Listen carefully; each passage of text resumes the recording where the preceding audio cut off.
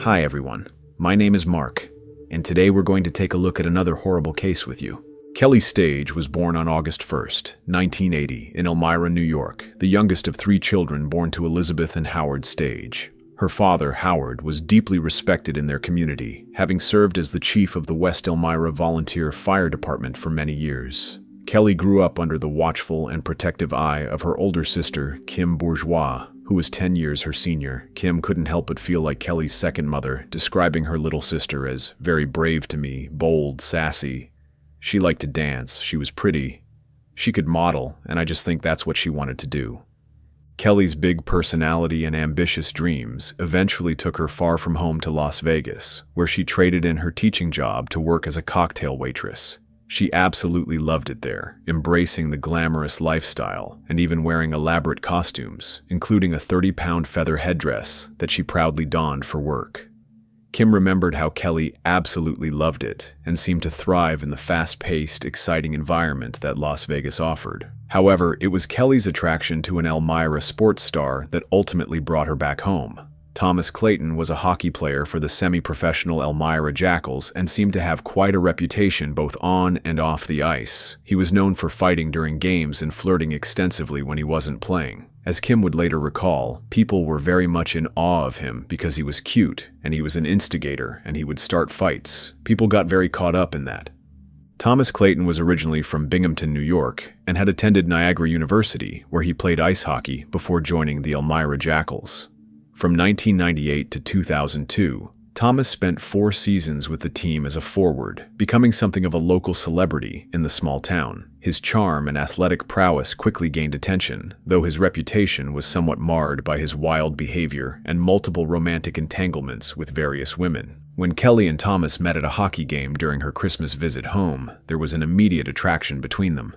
Despite Thomas's reckless tendencies and questionable reputation, Kelley couldn't help but be drawn to his charisma and local fame. Their connection was instantaneous, and it wasn't long before Kelley made the life-changing decision to leave her exciting life in Las Vegas behind to start fresh with Thomas in New York. Within a year of meeting, Kelley and Thomas were married, and Kelley took on her husband's last name, becoming Kelley Clayton. The couple settled in the small town of Caton, New York, where they would begin building their life together. To those around them, they appeared to be deeply in love, and their friends and family believed they had found something special in each other. After an injury ended Thomas's hockey playing days, he shifted his career focus and became the owner of a water and fire damage restoration franchise called Paul Davis Emergency Services of the Southern Tier. He later became a project manager at Serve Pro, a similar franchise owned by his close friend Brian Lang. Thomas seemed dedicated to building a successful business and providing for his growing family. Kelley embraced her new role as a wife and mother, while also working as a waitress at the Woodhouse Stadium Grill in Corning. Their first child, Charlie, was born in 2008, followed by their son Cullen a few years later. To outsiders, the Clayton family appeared perfect. Kelley balanced caring for their 2 children with her job, and Thomas ran his business successfully. They were busy, but seemed like a happy family of 4. However, beneath the surface, cracks were beginning to appear in their marriage.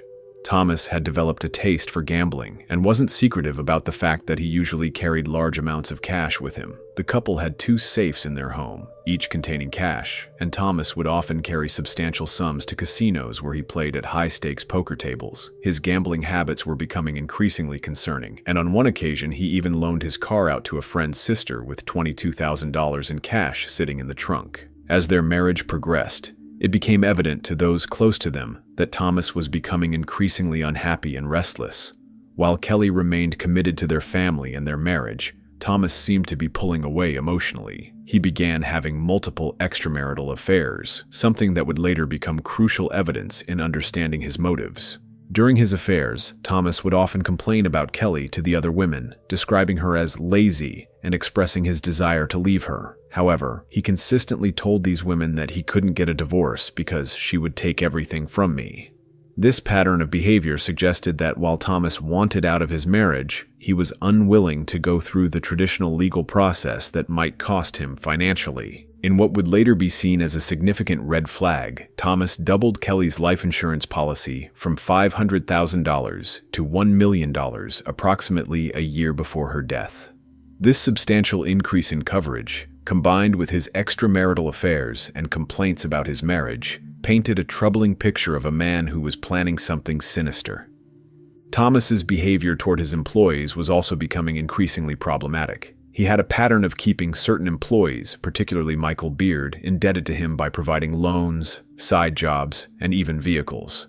This created a relationship of dependency that he seemed to exploit, maintaining control over those who worked for him.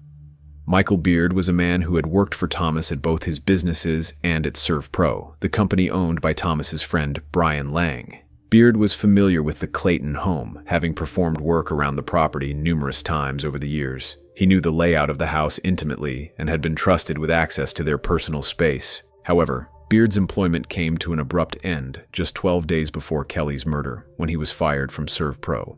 The termination was due to multiple issues, including complaints about his drinking, drug use, and stealing from clients' homes. The loss of his job left Beard in a precarious financial situation, as he could no longer afford to pay rent on the apartment he was renting from Thomas. Beard did not own a vehicle and did not have a driver's license, making his situation even more desperate. In the days following his termination, Thomas began referring Beard to potential employers and even bought him a bicycle, ostensibly to use as transportation to and from potential jobs. During this 12-day period, Thomas and Beard had frequent telephone contact, the extent of which would later be detailed exhaustively at trial using cell phone records. What appeared on the surface to be a former employer helping a down-on-his-luck employee was actually something much more sinister. The prosecution would later argue that Thomas was using Beard's desperate financial situation to manipulate him into committing murder. On September 28, 2015, Thomas made what appeared to be a routine business decision, but was actually a crucial part of his plan. He and one of his employees, Luke Tetrault, exchanged trucks earlier that day to facilitate the unloading of an ATV. However, surveillance footage from cameras at a storage unit next to the company would later show that this truck exchange was part of a carefully orchestrated plan. The footage showed Thomas's personal truck leaving the ServPro parking lot at noon, while the truck Thomas was driving, a maroon truck, was seen leaving at 1:09 p.m. and returning at 6:04 p.m. A few minutes later, it left again along with another company truck. This timing would prove to be crucial evidence in establishing the murder plot. That evening, Thomas drove to his friend Greg Miller's house in Corning for their weekly poker game, arriving around 8 p.m. in a company truck rather than his personal vehicle.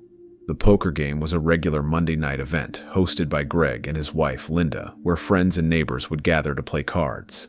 It was typically a casual, low-stakes game that would run until late in the evening. During the poker game on the evening of September 28, 2015, Thomas appeared to be having a normal evening with his friends. However, sometime before 11 p.m., he asked Linda Miller, Greg's wife, if he could borrow her cell phone to make a call. This seemingly innocent request would later become a crucial piece of evidence in the case against him. The call Thomas made from Linda's phone was placed to Michael Beard around 10:50 p.m. This communication would prove to be the signal that set the murder plot in motion.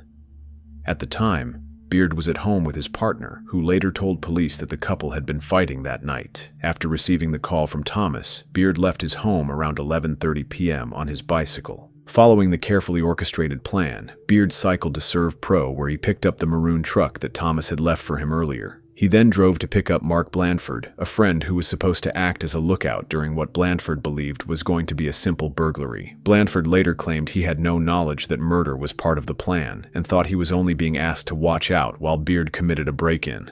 The maroon truck arrived back at the company parking lot at 12:55 a.m. on September 29, 2015. Surveillance footage showed someone leaving the parking lot a few minutes later on a bicycle, presumably Beard returning home the same way he had arrived. Meanwhile, at the Clayton home on Ginnon Road in Catton, Kelley was at home with her two young children, 7-year-old Charlie and 3-year-old Cullen. She had no idea that a horrific plan was about to unfold that would change their lives forever. Using a key that Thomas had given him, Michael Beard entered the Clayton house through the garage door sometime around midnight. He was wearing dark-colored jeans, a long-sleeved shirt, and a mask that would later be described by Charlie as looking like something her father wore during hunting trips. Kelley was asleep in her bedroom when Beard entered the house and went upstairs. The attack began in the master bedroom, where Beard struck Kelley twice with a fiberglass maul handle. Despite being awakened by the violent assault, Kelley managed to fight back and ran from the bedroom toward her daughter's room at the end of the hallway. In her desperate attempt to escape, Kelley fell down the stairs and crashed into the wall on the landing. She then ran across the dining room into the kitchen, but Beard caught up with her and began striking her again with the maul handle. The strikes were vicious and brutal, and he savagely beat her on the head and face until she succumbed to her injuries. The most heartbreaking aspect of this tragic crime was that Kelley's 7-year-old daughter, Charlie, witnessed much of the attack. In her innocence, Charlie initially described the intruder as a robber when questioned by police, but her detailed account would prove crucial in solving the case. Charlie told investigators that a guy came and hit my mommy with a pipe thingy, and that she thought she was dead when she was lying on the ground. Even more chilling was Charlie's recollection that during the attack, her mother had pleaded with her to "Run, Charlie, run," showing that even in her final moments, Kelley's primary concern was protecting her daughter. When Sheriff Jim Allard asked Charlie how she knew the intruder was male, her response sent chills down his spine. Because his eyes looked just like Daddy's. This statement immediately raised suspicions about Thomas's involvement in his wife's murder, despite his seemingly solid alibi. During a subsequent interview at the Chemung County Child Advocacy Center, Charlie provided even more specific details about the intruder. She said he was wearing dark-colored jeans, a long-sleeved shirt, and a mask that looked like something her father wore during hunting trips. Most significantly, when asked how the assailant looked like her dad, Charlie said his mask and jeans, and confirmed that she had seen her father wear similar clothing before. Thomas returned home from the poker game sometime after 12:30 a.m. on September 29, 2015. According to his account, he found Kelley's body in the kitchen, lying in a pool of blood. The scene was horrific. There was evidence of a violent struggle that had moved from the bedroom, down the hallway, down the stairs, and into the kitchen where Kelley had finally succumbed to her injuries. In his 911 call, Thomas sounded appropriately shocked and distressed as he reported finding his wife dead. However, investigators immediately began to suspect that his reaction didn't quite ring true. There was something about his demeanor and the way he described the scene that raised red flags for the responding officers. When police arrived at the scene, they found what Deputy Dean Swan described as an extremely bloody crime scene. Swan, who was wearing a body camera, captured footage of the horrific aftermath that seemed almost too shocking to be real. The evidence indicated that Kelley had been beaten to death with tremendous force, suffering severe blunt force trauma to her head and face. The crime scene showed no signs of forced entry, and nothing appeared to be missing from the house, which immediately ruled out a robbery gone wrong. The attack appeared to have been personal and targeted, focused solely on killing Kelley, rather than stealing anything of value. Within hours of the murder, Kelley's family members arrived at the scene. Kim Bourgeois and her mother, Elizabeth, were at the house within an hour of the police arrival. Kim later described the horror of that moment. "My mother and I were wailing. I was throwing up on the side of the road. I can't even explain to you that feeling." As investigators began to piece together what had happened, they immediately focused on Thomas as a potential suspect. While his alibi appeared solid, he had been at the poker game with multiple witnesses who could corroborate his presence. Something about the situation didn't add up. The investigation took a significant turn when Linda Miller, Greg's wife from the poker game, told police that Thomas had asked to borrow her cell phone around 90 minutes before Kelley's body was discovered. This seemingly innocent detail became a crucial piece of the puzzle when investigators discovered that the call had been placed to Michael Beard. Phone records revealed that Thomas and Beard had been in frequent contact in the days leading up to the murder, which was unusual given that Beard was no longer an employee of Thomas's companies. The extensive communication between them, combined with Beard's recent termination and desperate financial situation, painted a picture of a murder-for-hire plot.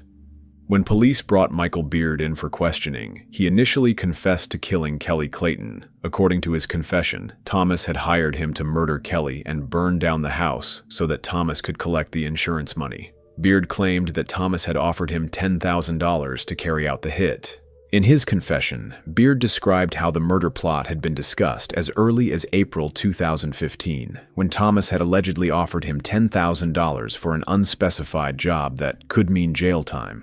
Beard claimed he had jokingly asked Thomas if he wanted his wife killed for that kind of money, and that Thomas had smiled but didn't provide any other details at the time. The plan allegedly came together after Beard was fired from ServPro on September 17, 2015. According to Beard's account, Thomas picked him up that same day as he was walking home and began asking what he would do for income and rent money. Beard lived in an apartment that Thomas owned and claimed that Thomas offered him 5 months of rent-free living in addition to the $10,000 to kill Kelley. However, in a stunning turn of events, Beard later recanted his confession before trial. He changed his story completely, claiming that Thomas had only hired him to burn down the house for insurance money, and that when he arrived at the Clayton home, he found Kelley already dead. According to this new version of events, Beard panicked upon seeing the body and fled without setting the fire, which explained why the house was never burned. Despite Beard's recantation, investigators had substantial physical evidence linking him to the crime. Most significantly, Beard's DNA was found on the murder weapon, the fiberglass maul handle that had been used to beat Kelley to death. After his initial confession, Beard had led police to several crucial pieces of evidence that he had disposed of after the murder. These included the murder weapon, which had been thrown into a wooded area, bloody clothes that he had worn during the attack, and keys to the Clayton home that Thomas had given him to gain entry. The bloody clothes were recovered from a swampy area located approximately 40 feet from an inn in Elmira, the same inn about which Thomas had previously inquired about the presence of surveillance cameras. Genetic testing confirmed that Beard's DNA was on the clothing, providing irrefutable evidence of his involvement in the murder. The case against Thomas Clayton was built largely on circumstantial evidence, but it was overwhelming in its scope and detail. Surveillance footage from the storage facility next to ServPro showed the carefully orchestrated vehicle exchange that had allowed Beard to use Thomas's truck to travel to and from the murder scene. GPS data from the company trucks provided a detailed timeline of movements on the night of the murder. The data showed Thomas driving a green ServPro truck that left the company at 6:10 p.m. and arrived at the Clayton home at 7:25 p.m. The truck left the Clayton home at 7:37 p.m. and arrived in Corning 14 minutes later for the poker game. More crucially, the GPS data picked up again on September 29, 2015, when Thomas turned on the truck at 12:22 a.m., and it showed the vehicle arriving back at the Clayton home at 12:35 a.m., the time when he allegedly discovered Kelley's body and called 911. The investigation revealed that Thomas's motives for wanting Kelley dead were both financial and personal. In addition to doubling her life insurance policy, Thomas had been having multiple extramarital affairs and had expressed his desire to be free of his marriage while avoiding the financial consequences of divorce. 3 women testified during the trial about their sexual relationships with Thomas while he was married to Kelley. Shockingly, one of these women was only 15 years old at the time of the alleged affair. All 3 testified that Thomas frequently complained about Kelley, calling her lazy, and stating that he planned to leave her but couldn't because she would take everything in a divorce. The prosecution argued that Thomas wanted both his freedom and Kelley's life insurance money, making murder for hire a more attractive option than divorce. His pattern of behavior with the other women showed a man who was deeply dissatisfied with his marriage, but unwilling to face the financial consequences of ending it legally. Thomas Clayton and Michael Beard were tried separately, with Beard's trial taking place first in late 2016. Despite his recanted confession, the jury found the physical evidence overwhelming. Michael Beard was found guilty of first-degree murder and sentenced to life in prison without parole. Thomas Clayton's trial began in early 2017 and lasted several weeks. After 6 weeks of proceedings and 6 hours of deliberation, the jury found Thomas guilty of first-degree murder in February 2017. In April 2017, he was sentenced to life in prison without the possibility of parole. During his sentencing, he maintained his innocence, telling the court, "I had absolutely nothing to do with the murder of Kelley." The most tragic aspect of this case was its impact on Kelley's children.